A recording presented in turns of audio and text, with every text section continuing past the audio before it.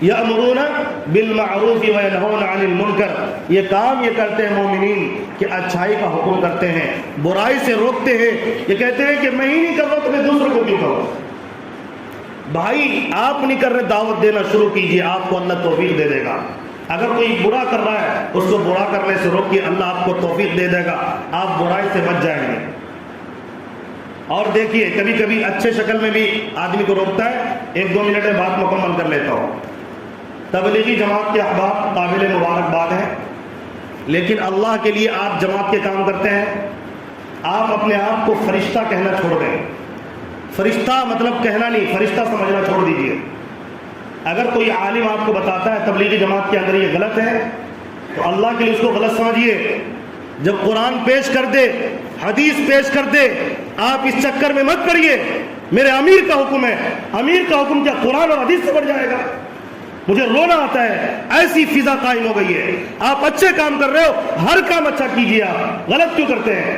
میں رمضان سے پہلے علی نگر میں ہوں، رمضان سے پہلے میں لوگوں کو کہا تبلیغی جماعت کے احباب کو، اب دیکھیے گا رکاوٹ کیسے بنتا ہے شیطان۔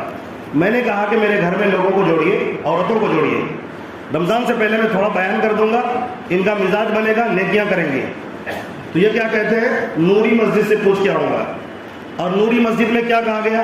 نہیں ابھی اس طرح کی کوئی فضا نہیں بنانی، مشورہ کریں گے، نظام الدین سے پوچھ کے آئیں گے۔ یہاں مرتد بننے ہیں، یہاں روزہ رکھنے کا وقت آ گیا ہے۔ روزہ ہو سکتا ہے کہ کسی کوئی بیان سن کے روزہ رکھنا دیا شروع کر دے جو روزہ نہ رکھنے والی ہو، کیا پتا جو نمازوں کی پابند نہ تھی اب بن جائے۔ اب آپ جائیے گا مرکز میں پوچھ کے آئیے گا، کہاں لکھا ہوا ہے بھائی؟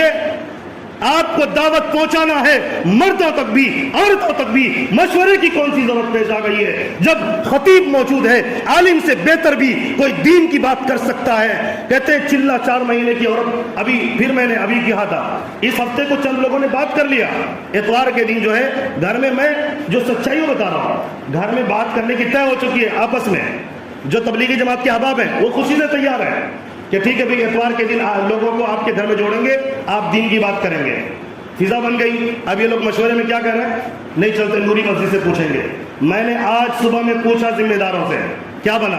میں نوری مسجد میں پوچھا تھا، نہیں وہ کہہ رہے ہیں کہ جس کا عشرہ لگا ہوا ہوگا، جس کا چلہ لگا ہوا ہوگا، اسی کے گھر میں مستورات کا اجتماع ہوگا۔ حد ہو گئی جہالت کی۔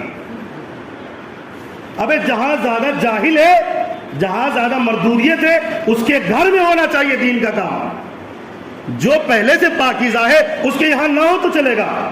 اور یہ تو قانون، یہ اپنا قانون کہاں سے لائے ہم؟ اللہ کے واسطے یہ شیطان کا راستہ ہے، شیطان رکاوٹیں بنتا ہے، شیطان آپ کو کام نہیں کرنے دے گا، یہ مشوروں کے چکروں میں الجھائے گا۔ آج میں کھڑا ہوں درد لے کر، میں رو رہا ہوں، اللہ کے لیے اس مصیبت سے نکلیے، عورتوں کو دین پہنچائیے۔ مردوں کو مسجدوں میں دین مل جاتا ہے، علماء کے پاس وہ جاتے ہیں ان کو دین مل جاتا ہے، عورتوں کو کوئی دین سمجھانے والا نہیں ہے۔ مرد صبح نکلتا ہے، سوتے وقت واپس آتا ہے، وہ خود دین سے غافل ہے، وہ دور عورتوں کو کیا دین سمجھائے گا؟ ماں بیٹیوں کو کیا دین سمجھائے گا؟ یہ کالج پڑھ کر آتی ہے، یہ کیا اسکول پڑھ کر آتی ہے بچیاں، ان کو کوئی کلمہ تک پڑھانے والا نہیں ہے، اور ہم مشورہ کرنے کے چکر میں ہم نے ایک محفل سجانے کی کوشش کی ہے پردے کے اہتمام کے ساتھ۔ اللہ کی قسم قرآن سے یہ ثابت ہے، حدیث سے یہ ثابت ہے، پردے کے اہتمام کے ساتھ اگر کوئی معتبر عالم عورت کو خطاب کرنا چاہے وہ کر سکتا ہے۔ حالات کا تقاضا یہ ہے، یہ ضروری ہے۔